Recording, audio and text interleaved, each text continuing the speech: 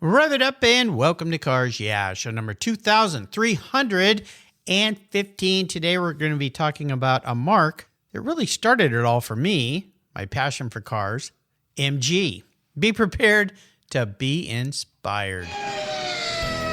This is Cars Yeah, where you'll enjoy interviews with inspiring automotive enthusiasts. Mark Green is here to provide you with a fuel injection of automotive inspiration.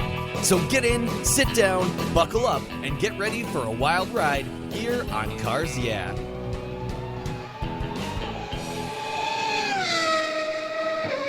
Hello, inspiring automotive enthusiasts, and welcome to Cars Yeah. Today I'm back in my home state, California. I'm in Westminster, Orange County, with a very special guest by the name of Pete Thelander. Pete, welcome to Cars Yeah. Do you have any gear, and are you ready to release the clutch? Certainly. Let's get this show on the road. All right. We're going to have some fun today. Now, Pete, before I give you an introduction and we talk about your passion and fascination for cars, what's one little thing that maybe most people don't know about Pete Thelander? Oh, that's a tough one. I've been around too long. Too many people know all about me. Well, you have been around for a while. May I will say you're rather classic and vintage. May I ask your age today? Today I'm still 88. Still 88. Well, that's a good thing. Yeah, absolutely. Closing in on 89. There you go. Well, congratulations. That's very, very cool. Well, let me give you an introduction, and then we'll talk a little bit about why we're together here today.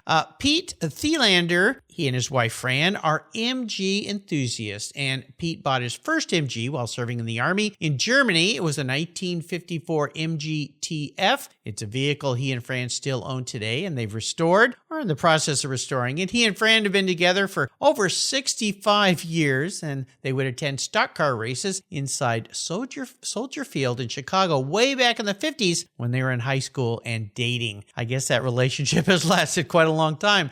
Pete graduated university with a degree in aeronautical engineering and worked in rocket science on the Saturn, Apollo, and subsequent space program. So we're talking to a rocket scientist today. The MG marque has been his passion and Fran's, and he's owned the alphabet soup of vehicles from the T, the D, the F, and even a very rare NE racing model we'll learn about. He and Fran are part of the group of enthusiasts that founded the Vintage MG Club of Southern California way back in 1971 and the annual MG Gathering of the Faithful West in 1973. This October 16th through the 20th, they will be celebrating the 100th anniversary of MG with a huge gathering. It's going to be in Carlsbad, California. You can learn a lot more at gofsest.org. We'll put a link to that on the show notes page. We'll be back in just a minute, but first a word from our sponsors, so please give them a little love. They keep the petrol in the tanks here, and we'll be right back.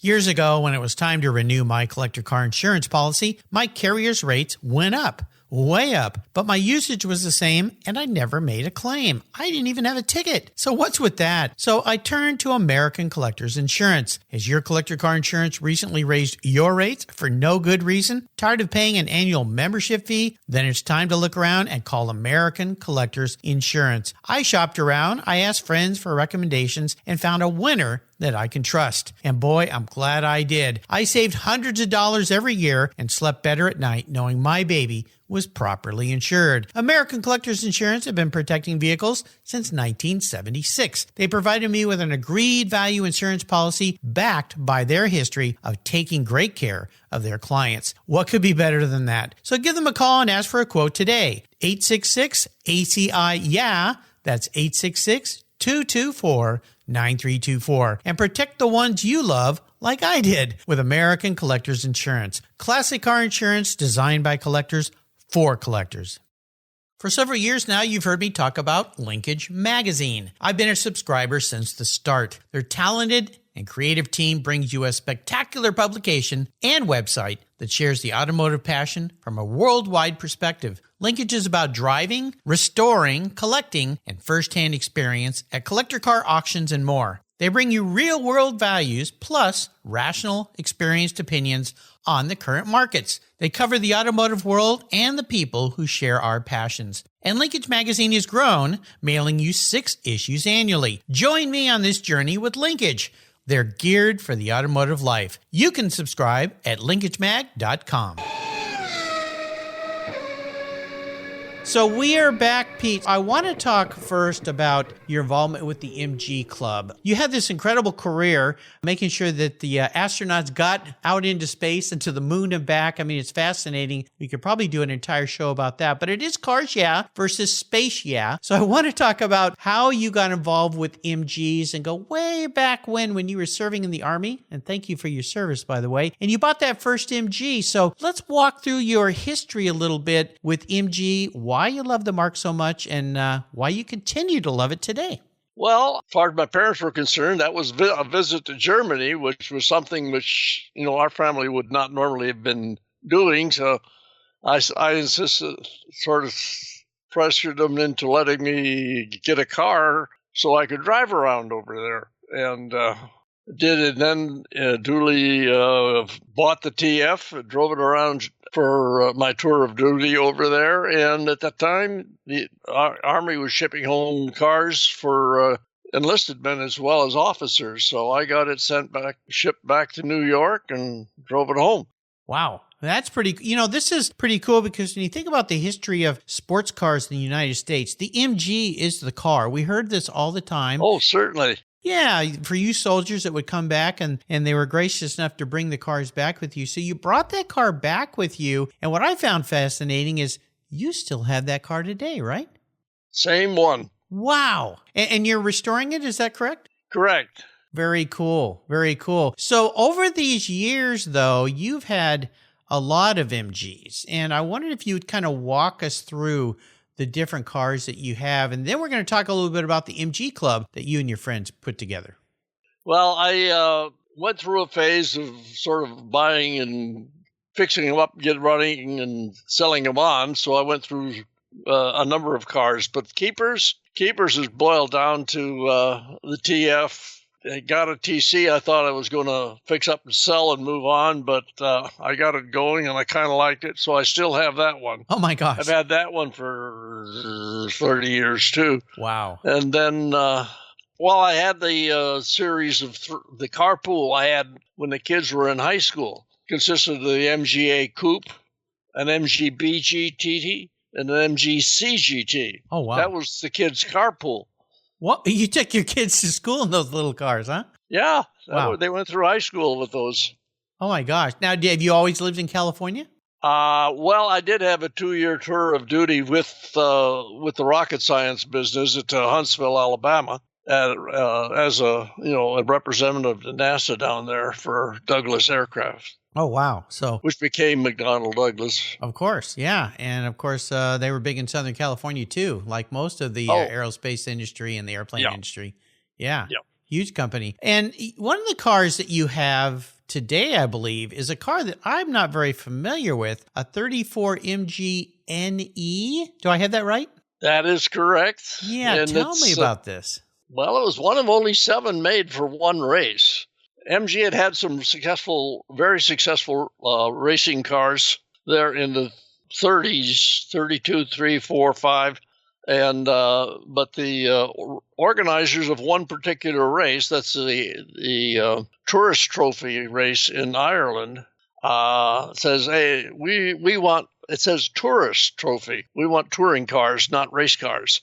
So they had to make a special, not a race car, a touring car for that race, and it was the NE. It was a modification of the current N model had recently introduced. Oh, wow. Now, did somebody famous race that car? Well, it was planned for Nuvolari to drive it. Whoa, the Nuvolari. Wow. Yeah, he had won a big Mille Miglia race down in Italy, in 33.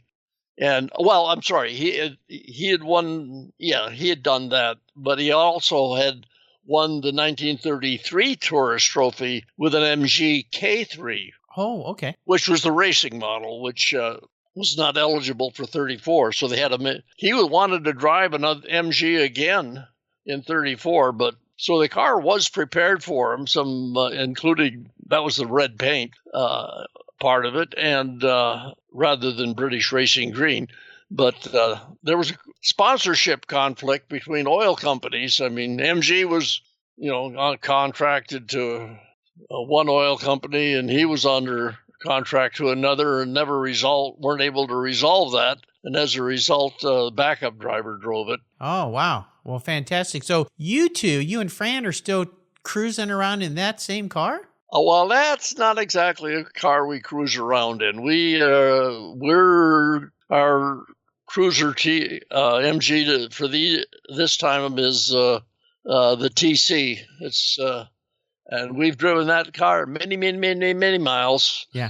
You're a brave soul, because I remember as a kid, my dad driving me around in that MG. His was right-hand drive, of course, and I'd sit in the left-hand side, and he had a spare steering wheel he'd give me, and I'd pretend like I was steering the car, which is fun. And people would pull up and look down and go, "What's that little kid doing driving the car?" And they go, "Wait, that car's got 2 steering wheels." That's kind of weird, but that's a good one. That's a good story. I would imagine that driving around in these old cars, especially as old cars as a TC or even a TF or a TD and the NE, I mean, when you get in these cars, they're definitely not cars for the freeway in California, because I just returned from California. You guys are crazy down there. You drive really fast, but do you really feel like you just go back in time? Do you put the string back gloves on and just slow down life a little bit? Well, yeah, but on the other hand, these cars have been developed beyond the factory specs, and they do at least RTC is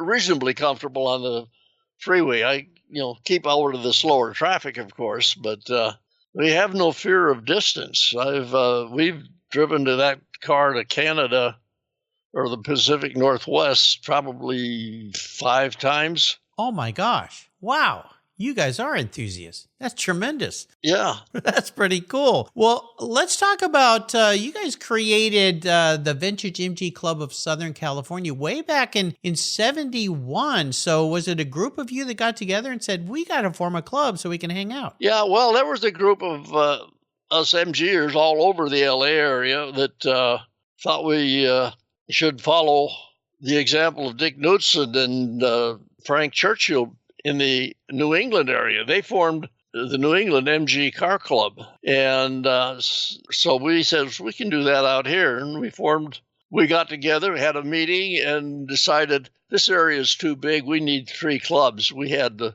Vintage Club down here at the south end of the LA area into Orange County. Uh-huh. There was the Classic MG Club formed over by the airport and, the southwest part of LA? Southwest part of LA. Yeah. And then there was the one that formed up in the San Fernando Valley. So we had 3 clubs going for a while. Yeah. Well, LA's a big place, so it always has been. Now it's even bigger than ever. At one time, our club, just the Vintage Club down here, we had 200 members. Oh, wow. That's for tremendous. a short while. Yeah. Yeah. It then started tapering off. Well, coming up, I know, and this year we are celebrating the 100th anniversary of MG, which is pretty phenomenal. This year is also the 75th anniversary of Porsche, which is my favorite marque. All these milestones that we're coming across, but 100 years. So tell me a little bit about what's coming up here October 16th through the 20th in Carlsbad. Well, that's just going to be the 52nd or so version of the what we call the Gathering of the Faithful. It was started by the New England group, and they says, well, we can do that out here, and we did. And we've had GOF, as we call it. We had a break here a couple years ago for the COVID, but that's it. We're back in business. That's basically a convention for all the people with the MGs. We've opened up to the newer models. Okay. So that it's the A's and B's and C's are welcome as well. But we've had those events for it's a 4-day program. So what all do you guys do over those 4 days? Well, you start the primary, of course, is the car show. Then there's the that's usually on the first serious day. Then there's a rally. We'll have a rally and a fun on one day and a fun kana where we just do tricks, some little obstacle course in the parking lot. Uh-huh.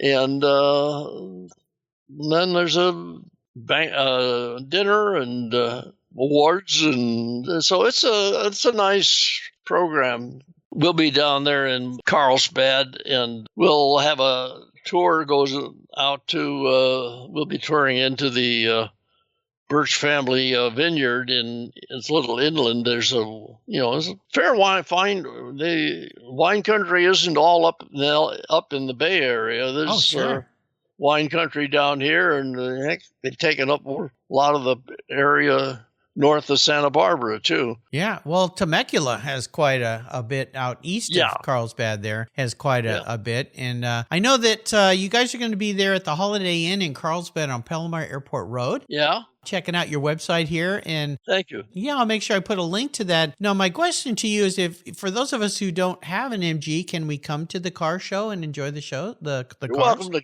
drop in and have a look. See, yeah. Okay, that'll be pretty cool. Always welcome to find some new members, because a lot of people show up and says, "Oh, I didn't know their MGs had this, and they've got an MG and whatnot." So that's kept us going for 50 plus years. Let's see. So you'll be there at the Holiday Inn in Carlsbad. Again, what I'll do is on your show notes page here on Cars Yeah website, I'll put a link to the website, and that'll have that would be very kind of you. Thank you. Yeah, I have all the information and so forth. So let's talk a little bit about your passion for this marque. What has inspired you about the MG? Because you bought that first MG when you're a young man serving in the Army, and you've kept it all these years, and you've had more models. There must be something about MG that's very inspiring to you. They're straightforward, simple design. No elaborate tricks or anything going. They started off with borrowed engines from elsewhere in the Morris the cars they had. They started off as modified Morrises, and then eventually were always based on Morris engines. And have you always done a lot of your own work? Usually, yes. I did. I never got into the heavy paint work, things like paint and body work, but mechanically keep them going, yeah. I think it's interesting because you being basically a rocket scientist in your career, which calls, very elaborate futuristic thinking and technology, and to take the other side of your life, the relaxing side, with something very simplistic and easy and straightforward. Yeah. So I kind of get the juxtaposition here of how you've organized your life around your passion for cars. Yeah. Has there been a big challenge that you've faced in the world of MGs that you have had to deal with, that you learned a lot through that challenge? Well, other than having a car break down 500 miles from home is no fun, but I've had not had that experience very often. Cars usually have been good, very. If you drive them reasonably, they're very reliable. People got into trouble who thought they had a race car and pushing it too hard, pushes them too hard, too long. And I did that. When I started out, I was a young man, and that tempted to drive a little faster than I should. Well, we all done that once in a while. So you're no stranger to that. I was just down at the La Jolla Concours, and one of the cars they had there, and I sent you an email with a picture of it. It was a beautiful red T, and I wondered if you had a chance to look at that picture and if you know that car and that owner. I wasn't able to meet the owner because on the tour he just went driving by, and then at the actual Concours the car was there, but he was not by his car. Do you know who owns that car? No, I don't. It's not a car I'm familiar with. That's getting a little further down the coast where I don't know as many. Well, maybe I'll have to find out who that is and put him in touch with you. I hope so. Maybe he'll get the word and show up at our GOF. Yeah, I think so. I don't know where he lives, but I'll find out for you. Maybe we can get him to your show. Yeah. Now, I always ask my guests about what I call is a very special vehicle in your life. You've owned so many different MGs, but is there one that stands out for you? Well, of course, the NE does. It's a real part of MG's racing history. Right. Very rare car, too. Oh, yeah. They only made 7 of them. Yeah. How did you find that car? Where did it come from? Well, it came through the MG, chat group back here, around here. I was called somebody, and then they asked me if I knew about, this car somebody had over here, and it wasn't far away. And I said, well, that sounds interesting. I'll, took the information, went over and looked at it, knocked on the guy's door, don't know him from Adam, and says, you got this, and I'm interested in seeing it. And that's all I intended to do, is see it. But I think he mentioned then that it was that he had taken a deposit on somebody had given put a deposit on it to buy it. So, that's the way it was. And then, well, he called back and said, a month later, the guy never came back for it. So he's got $100 in the car to boot. So he then did, at that point, I did make an offer and bought it. Drove it home. You drove it home? No kidding. Well, that's very neat. Yeah, it's in fact, is that the car you sent the picture of? Yeah. Yeah, okay. The race car I sent with you and Fran. Yes, with a wife in the pits up at Sears Point. Ah, okay. Racetrack north of up the north end of San Francisco Bay. Oh, yeah, I've raced there several times. So blew up a couple motors on 2 British cars at that racetrack, unfortunately. Yeah, an old Lotus and an old Lola. That was an expensive weekend, I'll tell you. Oh, yeah. Not much fun, but the driving on that track is great. I'm going to be a bit of a car psychologist for you today, Pete. I'm going to crawl into your head a little bit with a very unique question. If you were reincarnated as a car, you were actually manifested as a car, what would you be and why? What would I be and want? Well, it'd be hard to be something different than the NE, I guess. Yeah, I think so. Yeah. The problem with that, it's so unique. If you really want to be, shall we say, more involved sociologically, you'd be I'd probably be the good old TC or TF. It has a lot of appeal and provides a lot of fun and. Yeah, well, I think you're a pretty unique guy, Pete, so I'm going to stick with the NE. How's that sound? Yeah, that sounds fine. Well, the MGs are a diversion from, the conventional the entire greater automobile community. So, that's, and this is just a special point within that subset.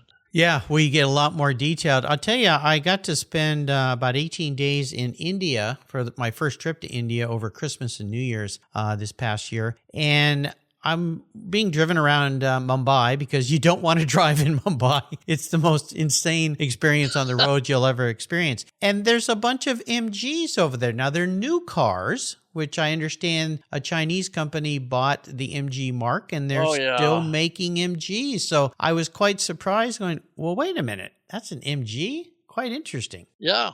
The MG as we know it here in the States, it folded up at the end, the 1980 or so, and it was they stopped making cars, and it was all, of course, would have been owned by Greater British Leyland Corporation, but they then sold it off, and it went through several buyers before the Chinese ended up with it. There were some cars produced along the trail there that were. Based on Rovers or some other, some of the other English badge engineering and of some other products line, but the Chinese ones are obviously new from scratch. So yeah, so I'm buzzing. It's a shame they haven't brought them to this country, but well, probably all sorts of legal stuff and DOT requirements and all the things that disable us in the U.S. from getting some very cool cars that are made abroad. So I understand that's just the way it is. You have to go to India to drive an MG these days, a new one, I guess. So, but good luck driving over there. They show up all over the world. Yep, absolutely. How about a great book? Is there a great book? Maybe it's on MG, but it could be any book you'd like to share with us today. Well, I could. I wrote my own on the NEs. Oh, you wrote a book yourself on the NE? On the NEs, yeah. I cataloged all 7 of them. Oh, wow. And traced their histories. Is that a book what was the title of the book? MG NE Archives. Okay. And is that book still available somehow? It's out of production. I haven't produced anymore, and haven't reprinted it. Okay. I only made total production printing was only 172 copies. Well, they sold out pretty well. I had to reorder a couple of small printings. I guess if you listeners want to get your hands on one, you better go to eBay and find somebody that's got one of these rare books that they can learn about it. There's several good MG books that are more available. I always a little biased to Mike Allison. He has written a couple of books on MGs. Yeah, I have a library of MG books. There's about 50 books in there. I'll bet you do. Well, my friends at Motor Books, they produce a lot of books, so I'll find a couple great MG books that I've enjoyed, and I'll list them on Pete's show notes page. And if you're lucky enough to get your hands on one of his original copies out there, that would be pretty cool as well. Yeah. One of the things I like to do with my guests here is enable them to go on what I call the ultimate drive. Now, you're a guy that has gone on many ultimate drives with your MGs, but today I'm going to be the provider of a magical drive. So I'm going to park any car you would like in your garage. Don't worry about the cost. I'm going to pay for it. You and Fran can take it on a drive anywhere in the world. So what does the ultimate drive look like for you, Pete?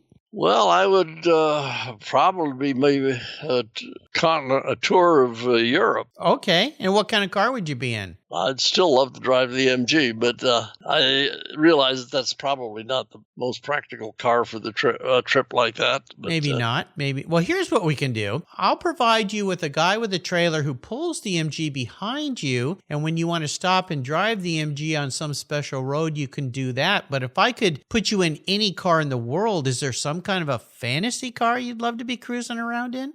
As a real world cruiser? Yeah. Oh, sure.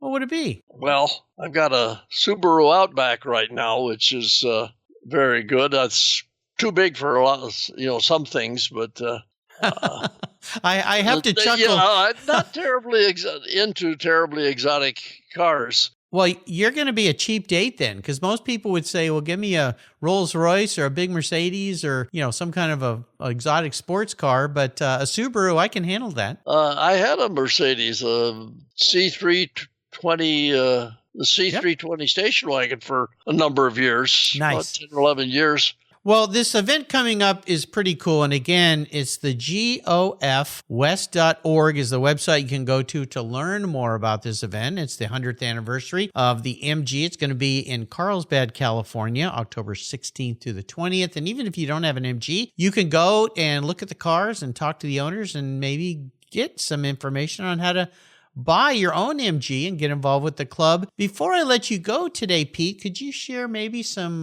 words of inspiration, of wisdom, or maybe a success quote or a mantra that you try to live by? Oh, don't let other people tell you what you want. Well, absolutely. What you should want. I mean, I love the MGs, but I will not try to peddle them to somebody who's not of a receptive mind. Yeah, well, I think owning an old MG, you've got to have a certain mindset. And my father used to tell me that when he got into his car, it would just slow him down in life a little bit and take him back to a different time. And it was just enjoyable and fun. And that's what this car hobby is all about. And especially when you get into old cars, the La Jolla Concours I just attended, they had 18 Duesenbergs at that event, which I've never seen. Even at Pebble Beach Concours, I've never seen that many Duesenbergs all in one place. And all I could think of was looking at those cars. Now, a Duesenberg is a little bit bigger than an MG. Oh, yes. You could put an MG in the back seat of some of those doozies. But I was talking to Mr. Lyon, who won the show outright. He's been a guest on my show. His father, of course, had the Lyon car collection, and their Duesenberg won. And he said the same thing to me. He said, when you get in these cars, you just kind of go back in time, you slow down and just enjoy life. So I assume that's what you and Fran like to do when you jump into your MG. Yeah. Very nice. We've enjoyed some touring in the family car as well. So, but the kids are, like I said, are all adults and self-sufficient. So we at a point where we can indulge ourselves a little bit. And although it's getting harder and harder to get in and out of that MG.